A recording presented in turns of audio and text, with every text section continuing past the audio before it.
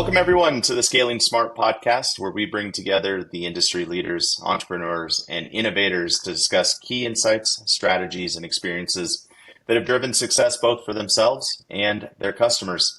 I'm Billy Mitchell, your host, and today I'm excited to introduce a special guest, Casey Fox, co-founder and CTO of Techlettics, which is a US-based IT services and workforce development firm building scalable tech talent pipelines by training and deploying skilled professionals from underserved communities.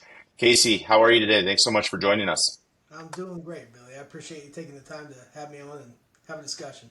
Yeah, it's going to be a good one. And just from our pre-podcast conversation, I'm looking forward to what's ahead. Just a reminder for you, as well as everybody else listening in, we break this podcast up into three primary sections. First, we want to get to know you, a little bit of your history, your organization. What do you guys do? How do you do it?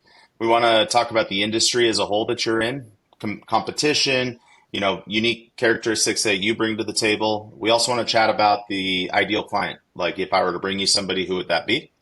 And then finally, we want to jump into the meat and potatoes of what this podcast is really about, which is growth and scale.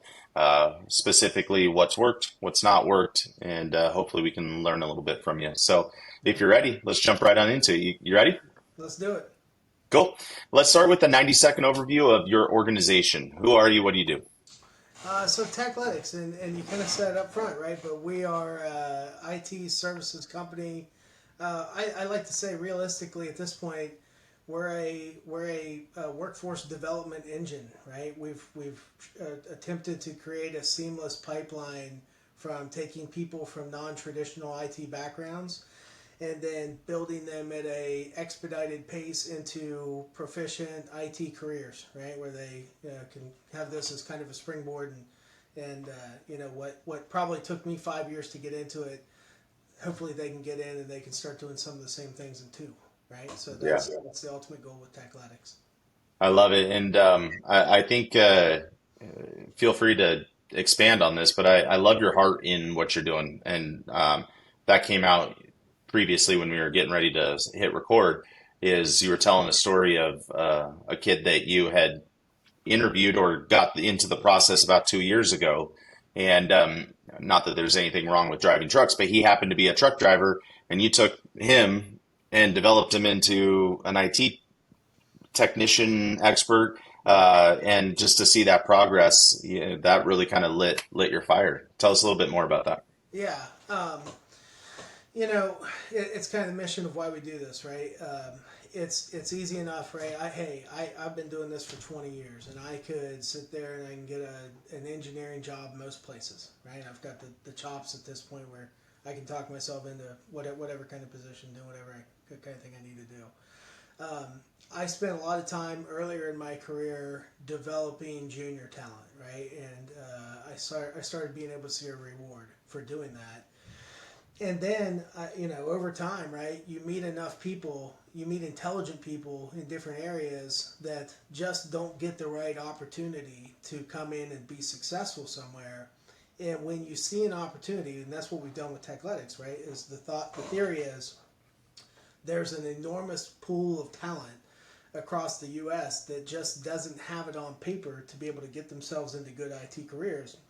If we can be better at spotting that talent up front, and then create a mechanism to get them into the opportunity faster, be more efficient, get them up to speed and start delivering code, then we can give them an opportunity that they otherwise couldn't have received, right? And that's like what you were saying right there, right? So now I've got a ton of those stories where, somebody came in, they were a teacher, or they're a recruiter, or they were a welder, or a musician, or any kind of front desk clerk that you could think of. I've got a million of these stories that have come in, and at some point during the year, multiple times during the year, I get somebody that calls me out of the blue, like they did today, needing to do a credit check because so-and-so's bought a house and they're moving into that, or I'll have a customer that reaches out and says, hey, so-and-so's crushing it in here, and we see a path for this person to come in and be successful and start leading teams internally, and we build them into that career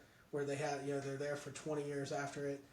But I've got a ton of those, and that's that honestly, hey, that's the big reward that you get into it. Like you get the people that come in and they want to put in the time to make them successful, and then you get the calls to verify from a third party that they are successful. So love That's it. good.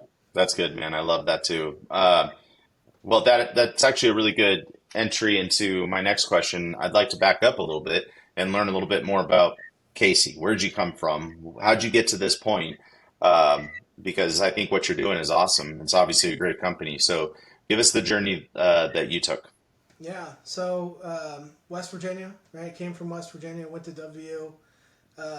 Business admin major out of WVU, but had an interest in the tech side of things, right? So I moved out to Jackson, Wyoming at one point after Wow. school. I had some buddies out there that were working at the resort Jackson Hole, right? Yeah. And so they said, well, hey, come out here. I had an idea for a web design company, so I was going to start this web design company without any real understanding of how the real world works, right? Like I knew it, I knew kind of what I was doing as far as from a business side, but also no practical real world experience getting into it. Next thing you know, I'm trying to get this business during the day. I'm a bouncer at a place called the Mangy Moose at night doing this. And I got a call from this company in the Midwest that said, hey, you want to come out here? We've got a boot camp. It wasn't called a boot camp. This was 20 years ago, right? It was a boot camp. They're just I don't think there was that term for IT Yeah. boot camps yet. But we've got this training program. We want you to move to the Midwest and do this to be in business intelligence. And I didn't even know what business intelligence was at the time. I just knew I was tired of being a bouncer at night trying to get a web design company going during the day, right? Yep. So went out there, took this training course, and 3 months later, got into a role totally different than what I learned in the training course, which is I think most people's experience in a boot camp, right? Like you go through a kind of standardized thing, and then you get into a place, and then you've got to figure out how to apply what you learn to the real world experience that you get into for it. I did that for a lot of years, right? I consulted, I worked for a lot of different companies, I worked in a lot of different industries for it. And then probably, 10 years ago, I guess, at this point, 11, 12 years ago, at this point, I got a call from my partner now, a guy named Dan Jones. And so Dan played football at ASU for a guy named Frank Cush, right? So if you don't know anything about Frank Cush, legendary coach out of Arizona State, coached the Colts for a while, right? He had a great run, a Hall of Fame coach, right? College Hall of Fame coach. Anyway, Frank basically had the idea that he wanted Dan. Dan played football, and Dan got into technology and said, "Hey, this worked for you, right? How can we put something in place to give opportunities for our former football players to have a career in IT if they're not going to make it pro? We've got to have something for them to do." So Dan called me up and said, "Hey, I've got an opportunity down here. Frank Cush wants us to put this program together to turn football players into coders, right?" So I'm like, "I'm in, right? Let's figure this thing out." So moved down to Phoenix. That's how we got the name Techlettics, right? As our first partnership was with Arizona State's athletic department. It wasn't just football players. It was basketball, wrestling, soccer, volleyball, you name it, right? Anybody that we thought would have a propensity to be successful in a tech career, we would take them out of the athletic department and we'd put them into tech careers, right? We'd put them into projects, we'd pair them up with senior subject matter experts, and we'd mentor them and make them successful. It's not just that anymore, right? We like I said earlier, right? I'll take truck drivers or we have veterans all the time. They come through. I love that as a pipeline, right? You look at the intangibles for somebody to be successful to come in at this. People with strong teamwork experience, work ethic, like those are the things. Those are the intangibles that are going to make somebody successful. So, anyway, long story short, past 10 years or so, Techlettics, I do everything from recruiting people to, ensuring that we've got delivery going on with our customers, or mentoring the people to make sure they're progressing the way that they need to, or taking on, POCs and emerging technology, you name it. I kind of jump all over the place, but that's also part of the appeal for me. That's awesome. There's so many pieces to unpack there. I love the fact that, especially in the early days, partnering with the athletics department, that just sounds fun to me. So Awesome. it's like you're gonna be hanging out with all the athletes, probably going to a lot of the games, and you're helping them succeed, which is incredible. You're building a company while you're doing it. That all of that just sounds really fun. Um, and when you brought up the veterans, that actually makes me think I've got somebody I'd like to introduce you to. And so they are, it's called Tech for Troops. It's a Okay. little bit off course here. Bear with me. But I actually interviewed Casey, I believe Mark Casper, the CEO of it, and I'm trying to see where they're located. Virginia, so close to you, closer than me, but definitely would be a great introduction. So remind me after this recording, I'll do that. And But I love that. I've got a link on that too, where I've got even outside the project work, I've got a link for free training and certification for veterans. That's awesome. You I want to think get you guys are that? going to get along well. Um, all right. Very cool. I love that story, and I love how you got involved with it. Let's talk about the company now and your ideal client. So, if I were to bring you somebody on a silver platter, who is it? What do they look like? And I guess maybe a follow up. I'm sensing that you have kind of two audiences. You have the talent, but then you also have the organizations where you're placing the talent. So, walk us through that. Yeah. Um, you know, and at this point, we're all over the board. We've got a very strong background in transportation and logistics. For one, we've got a lot of subject matter expertise built out in transportation and logistics. But at the same time, we do projects for state governments. We do for telecoms. We do for healthcare, finance. We've got customers all over the board. I used to say data is kind of our bread and butter, right? And it still is, right? We still do tons and tons of business intelligence and data integration and data analytics. We still do tons of those projects. In the past year, what's funny, I've had 3 calls today for new AI projects that we're I'm kicking sure. off for different things. So there's tons on that. Ideal customer is anybody that is, especially right now, right, budget constrained. Our model is to be able to utilize a wider pool of talent, kind of overlooked, right? Overlooked people that have a propensity that we feel very strongly, put it through a process, they have a propensity to be successful. And then we can kind of use that horsepower with fractional senior talent, and we can really drop that price point. And ultimately, our goal is to be able to provide local U.S. based resources at a price point comparable to what you would get in India, right, or Uh, Eastern Europe or something like that. So, if there's a budget constrained customer that and this is part of it too, right? And I think we're going to get into this with the challenges, but now I've got proof statements on this over the past decade of being able to show how this model can succeed, and what you might think of as a risk, there's no risk to it, right? We're very proven with how we can do this across any kind of technology at this sure. point. So, but yeah, budget constrained for sure, right? Or a company trying to repatriate resources or bring jobs back from overseas, or build up a local workforce. Those are things that we definitely specialize in. That's great. Um, and yeah, I could see how this model is a scalable model for you.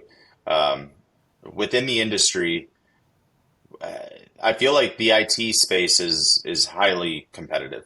But it seems as though you've kind of carved out a niche that I'm sure has its own competition, but maybe not as much as the IT space as a whole. So talk to us a little bit about the industry, your competition in there, and what do you bring to the table that's unique or better than them? Yeah, well, I think interestingly enough, I think the model in itself is completely unique.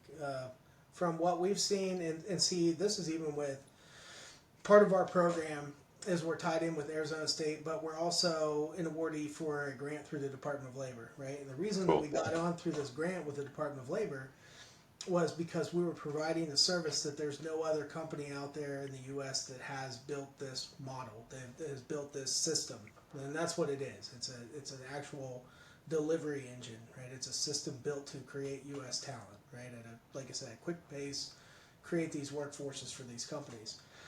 So yeah, I mean, there's a lot of companies that we'll compete with for these bids, but generally, the place that we tried to live is kind of best of both worlds, right? U.S. based resources, offshore pricing for it, right? So you don't have to deal with the time zone constraints or language barriers or anything else, but you still get that low cost resource, and we've still got those proof statements to show that we can do anything, any kind of project that any of the Accentures or Deloittes or anybody else are. We routinely are winning bids against them because of the price, and then we're routinely doing stuff at the same. We're doing on time and under budget. Anytime we're doing these projects coming across on it, so it used to be in the early days, and this is why we kind of, and like I said, I know we'll get into this too, but talking about scaling of this and growth, the other part of this is, I talked to somebody about this earlier, but they said, how do you convince somebody that there's no risk in doing this? This seems like a risky thing, right? You're taking a former truck driver and you're building out an AI engine with this guy, right? And part of it is, like I said, I mean, we've been doing this the way that we built this company. We knew that we were going to have to fight those fights early on. So we were very, very selective for a lot of years on the companies and the projects that we take on, so that we knew, we could kind of pull the different levers to see what worked and what didn't, and then refine and evolve the process as we went along. And we did that to the point where we built up a pretty good war chest of testimonials of where we've taken on these mission critical enterprise scale projects, right?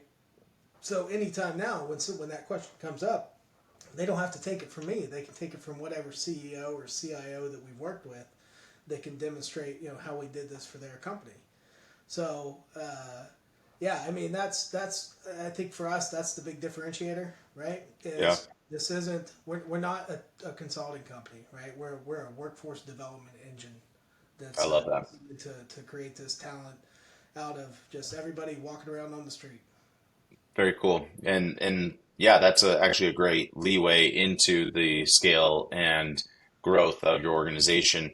So having so many case studies and proven, testimonials is certainly helpful in winning bids and retaining customers.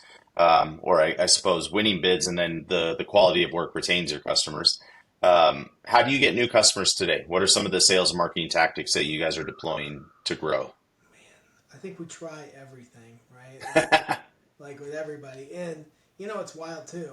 Like AI is such a force, right? Like, Yep. and then also, it's a question mark too. What's going to work? Where do you implement it? Where do you try some of these different things?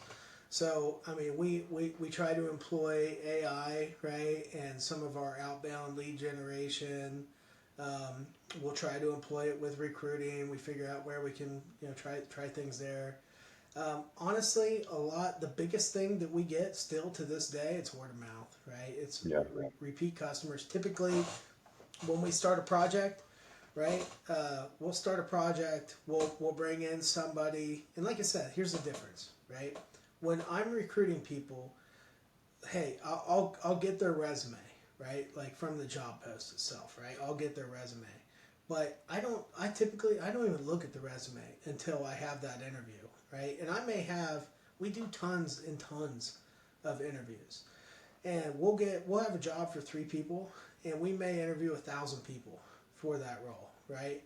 And we're looking for the intangibles first and the technology second, right? I like Yeah. a lot of times I don't even care if they have tech background. If they've got what I can see as a strong work ethic and they can demonstrate an interest in technology, I'll take a shot at them and I'll bring the tech and make them successful into that. But you talk about like winning business, a lot of the time that we win business, it's because people see the kind of quality of candidates that we bring into projects, and they'll get into these projects and they'll ball out on it, right? To make sure they're successful, the customer's successful, and then it's kind of contagious, right? The teams love them, the managers love them, and what they end up being are these Swiss Army knives, right? Where you can kind of take from one project to another, and a lot of times, like they'll come in one way on a project, and they start just kind of feeding work to them, right? To take on these different things. So we have a lot of stuff that ends up being perpetual, right? And we also have a ton of stuff that ends up being word of mouth. But and that's a biggie for us is making sure that we're putting the best product forward. We're doing what we need to do internally to make sure our customers have good success and a good experience with the model. And then like I said, we do LinkedIn outreach, we do phone outreach, we do email outreach, we do third party, we do internal. We do everything that works. But at the end of the day, it's the customer referrals that are the biggest for us, honestly. Yeah, and I think there is a large lesson in that is, if you're serving your customer well and taking care of them, they're going to be your biggest advocate. And if you can create brand advocates out of your current customers, your sales process is going to be 10 times easier because they're going to say, hey, you need to go talk to so and so, right? Or sorry, rather, I guess it would be, so and so, you need to go talk to Casey. And when you're on the phone with that referral, it's basically a slam dunk. It's a matter of, do you have what they need, right? And that's the primary portion of the call. So serving your customer well will produce that referral process that is some of the best and easiest growth long term. How about partnerships? Do you have any strategic partnerships where, obviously the school, right? ASU, that's one of them. That's huge. Any other partnerships that have provided growth and scale for you? Yeah, I mean we have several software vendors that we work with, and I'm always open to that. I'm always looking for an opportunity. You know, I don't know. Maybe there is a business out there that can make it on its own and looks to make it on its own. I have never found success in that. Right, I'm always Yep. looking for anybody out there that wants to partner and see if it's something about the way the world balances. Right, I don't know what it is, Yep. but I'm out there to help somebody else, and the thought is if I'm doing that, that's something that somebody's going to be balancing that out, and I'll get something back on the other side of that. But Yeah, it's I love saying give before you get. sure, And the key to that is give without expectation of getting. sure. And it always comes back to you. It's very very typical, right? Kind of weird the way that the universe kind of works that way. But Yeah, yeah, that's good. Awesome. All right. Well, I've got one more question. It's a kind of a deeper question, but I enjoy it because it's how I'm wired, I guess. But then we'll jump into what I call the lightning round. Super sure. simple, fun. Just ask a couple questions. First thing comes to your mind, respond with. But before we get there, what's one of the biggest challenges you faced, either in your career or personally, that has shaped who you are and maybe even how you do business today? Hmm. Um, I want to say probably COVID, right? Yeah. Honestly, COVID. Um, I look back and I can remember the we had a big customer that we were getting ready to kick off a project with, and they were in the hospitality industry, right? And then we had a verbal confirmation on a big analytics project that we were going to kick off in the hospitality industry a month before COVID kicked off, right? Brutal. And we start getting everything in order for that, and then boom, right?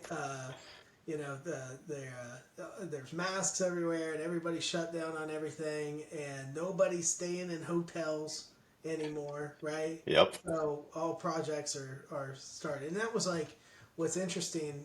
And I look back, it was like one of the first times where we were like, hey, we're going to step a little bit out of our comfort zone and we're going to try to start scaling this thing out. So the first time we did it, we got punched in the mouth, right? Of trying to do this.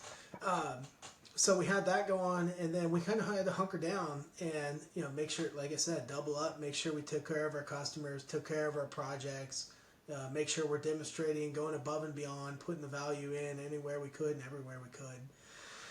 And again, our model, right, is like once upon a time, everybody that we had in Techlettics was in an office there in Phoenix, right? All of a sudden, COVID comes along. I'm calling up Dan, and I said, "Hey, I'm on the way to the office. They're getting ready to shut the office down and send everybody remote. And I've got a bunch of junior developers, right, that from different walks of life that have never done this before, and all of a sudden, like all their support systems getting ready to go away, right?" And Yeah. I can remember going in the office and I was like, "Hey, this is I worked in an office to get started with this. I did this for a couple of years, and then I kind of worked my way to a position where I can start doing it remotely. You guys don't get a chance. You guys don't get a choice at that. The way this is going to have to work is you guys are going to work today in this office, and tomorrow you're going to create an office, and it's going to be a seamless transition for this to work, right? Like there's no growing up period of this. Like you have to tomorrow your home office is the same as this office, and again, like I go back into, and I think we're fortunate because of the way that we built this system, right? The kind of people we bring in are the kind of people that are going to roll out of bed and start writing code no matter where it is that they're writing Yeah.